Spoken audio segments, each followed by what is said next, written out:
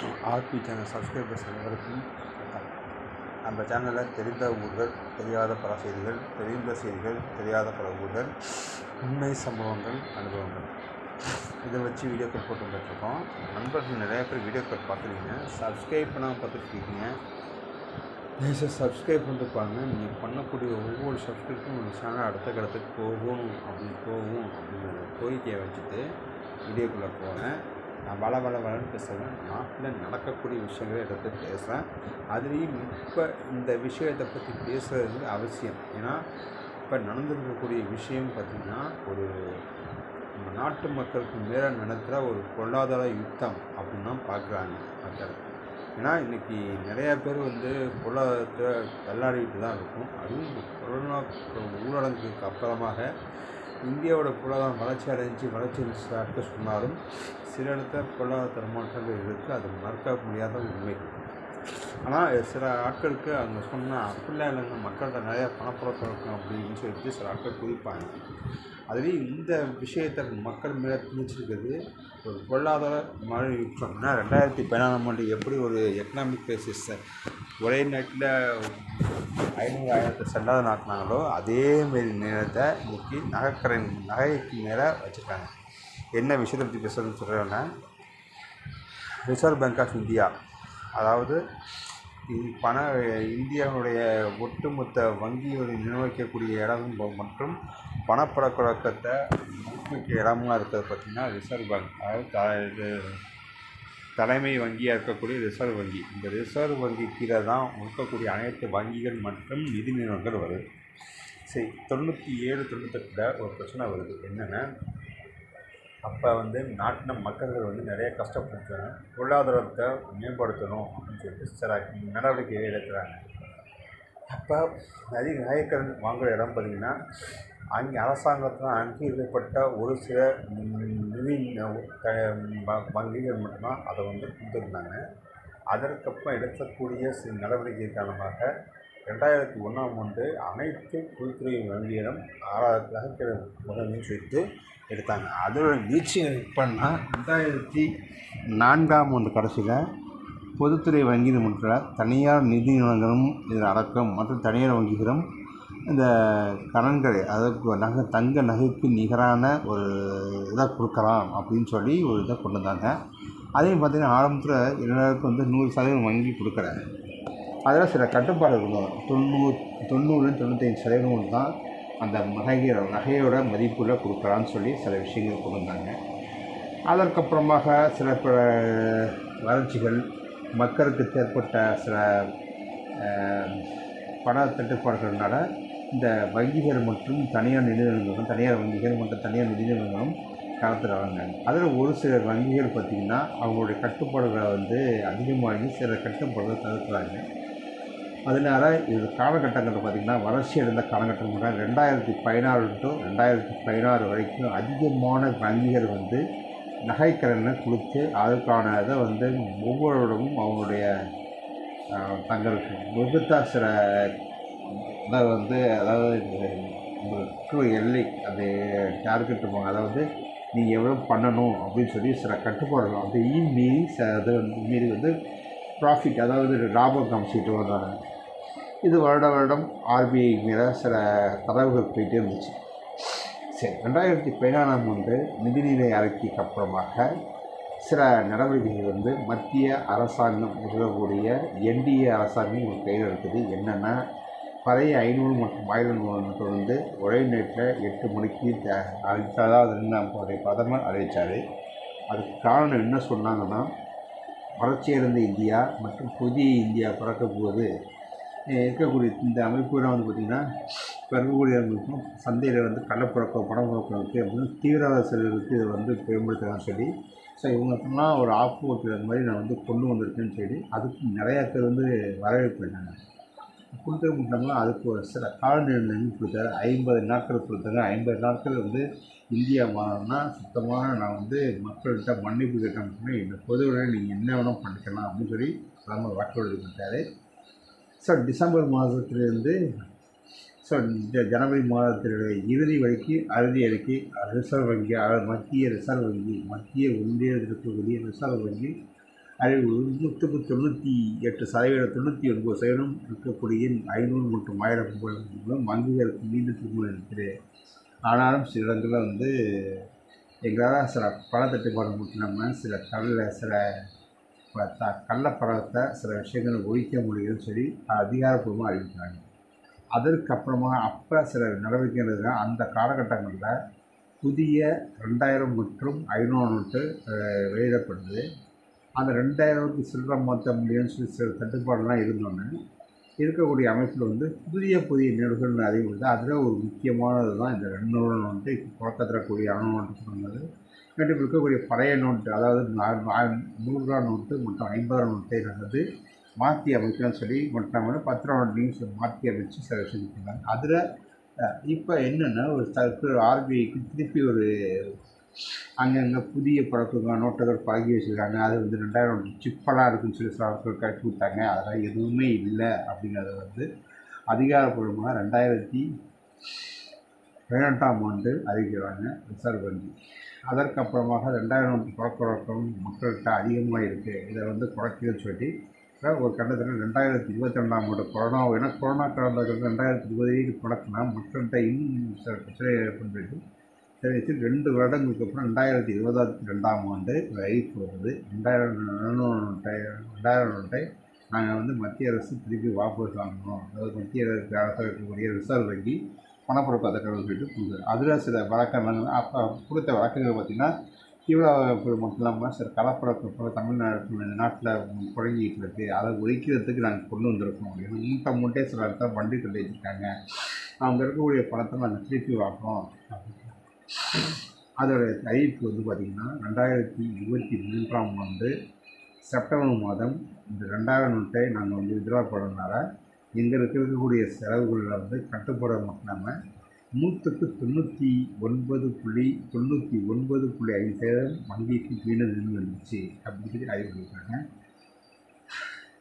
ஆனாலும் என்னென்னா இந்தமாதிரி கள்ள பழக்கவழக்கான பள்ளத்தை நாங்கள் பணப்பழக்கத்தை தடுப்பதற்கு முன்னாடி சில இடர்பாடுகள்லாம் இருக்குன்னு சொல்லிட்டு அதில் சில கட்டுப்பாடுலாம் கொண்டு வந்தாங்க. அதில் ஒரு முக்கியமாக பார்க்குறது 500 நோட்டு.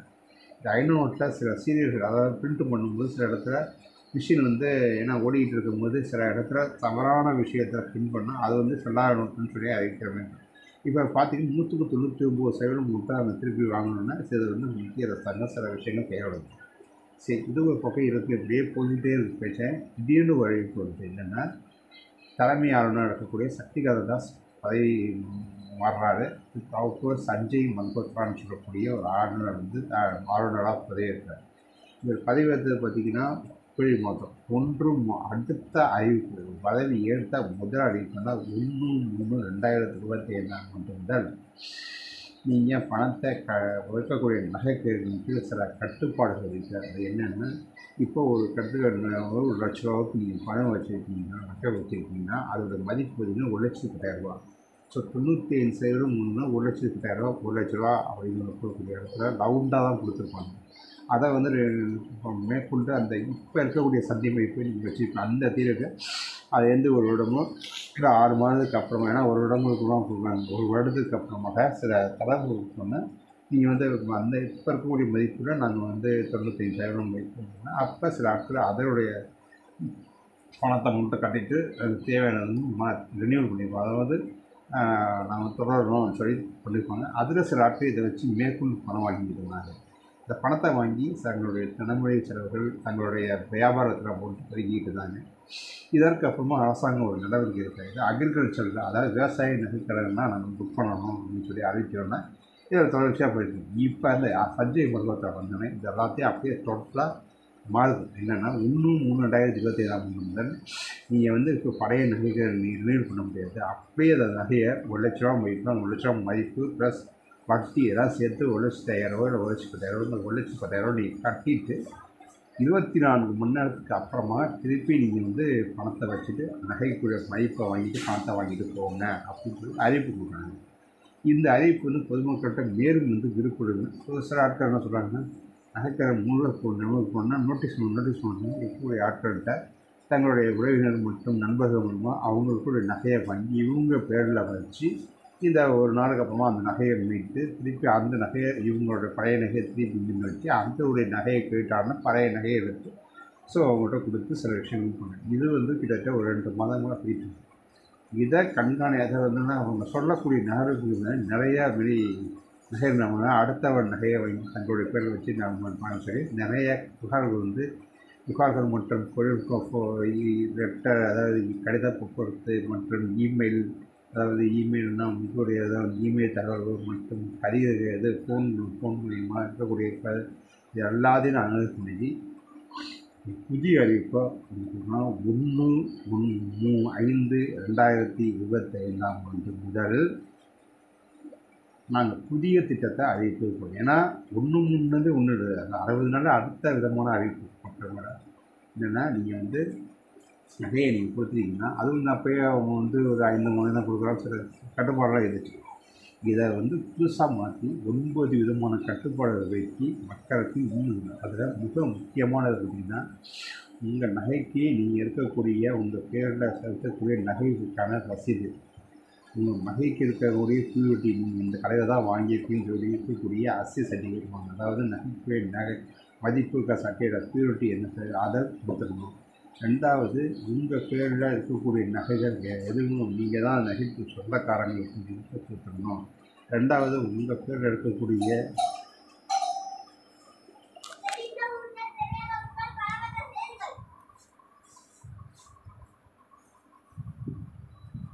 அது என்ன பண்ணுறாங்கன்னா இதுமாரி சார்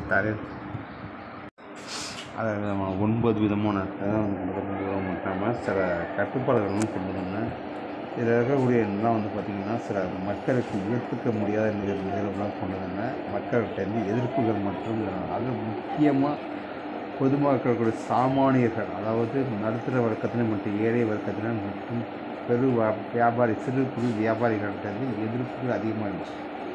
இப்போ ஒரு கேள்வி வருது, இந்த சஞ்சய் மல்ஹோத்ரா பதவி ஏற்றன எடுத்த நடவடிக்கைகள் மக்களுக்கு நியாயமாக இருக்கா இல்லையா அப்படிங்கிற விவாதம் காலங்கள் போய்கிட்டே இருக்குது. ஒரு பக்கம் இதற்கான நிலைப்பாடை மத்திய அரசாங்கம் தெளிவானது சொல்லலை.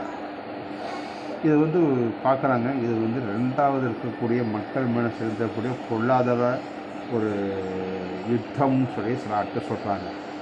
நான் கேட்குறது ஒரே ஒரு விஷயம்தான், நீங்கள் எவ்வளோ விஷயம்லாம் பண்ணுறீங்க, முதல்ல இருக்கக்கூடிய மக்கள்கிட்ட என்ன பிரச்சனை நகை, ஏன்னா நகையை ஒரு கட்டத்தில் நகையை கொண்டு வச்சுட்டு தான் அவன் வாங்கிட்டு போகிறான். எதுவும் கிளர்பாக தான் இடையை உணவு போகிறீங்க. அதை விட்டுட்டு மக்களுக்கு இவ்வளோ அலப்படமை கொடுத்து இந்த சர்டிஃபிகேட் இருக்கணும், உங்கள் பிள்ளை இருக்கணும், நகை நீங்கள் விளையாட்டு வாங்கினா அதுக்கான சர்டிஃபிகேட் இதெல்லாம் கொடுக்கணும், சில பியூரிட்டி இருந்தால் நகைக்கான இது இந்த கேரக்டர் இருக்கணும், நாங்கள் 23 கேரக்டர் இருக்கோம், 24 22 கேரக்டர், அது 0 இருக்கணும், 22 கேரக்டர் இதெல்லாம் கன்வெர்ட் பண்ணி அதில் 75% தான் கொடுக்கணும். இதெல்லாம் தேவையில்லாத சில அடிகள். போனால் சொல்கிறேன், ஏன் எப்படி போனால் உங்களுக்கு தேவை நகையை வாங்கி தான் அதற்குரிய பணத்துக்கு அதுலேயும் 75லேருந்து 80% கொண்டு தான் கொடுத்துட்ருக்கீங்க.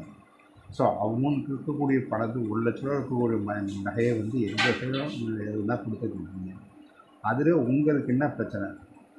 இது முதல் கேள்வி. மக்கள் 2வது 10 வருடம் 15 வருடங்களுக்கு முன்பு வாங்கின நகைகளில் இருக்கக்கூடிய இடத்துல நாங்கள் பணம் வாங்கினா கொடுக்க மாட்டாங்க. அதுலேயும் சில ஆட்கள் ஜிஎஸ்டினால சில பொதுவான ஒரு ஜிஎஸ்டி பில்லோ பொதுவான இது கொடுக்க மாட்டாங்கன்னு வச்சிடணும். ஸோ இதெல்லாத்தையும் ஒரு நடைமுறை சிக்கல்கள் இருக்குது. இது எல்லாத்தையும் கணக்கில் பண்ணணும்.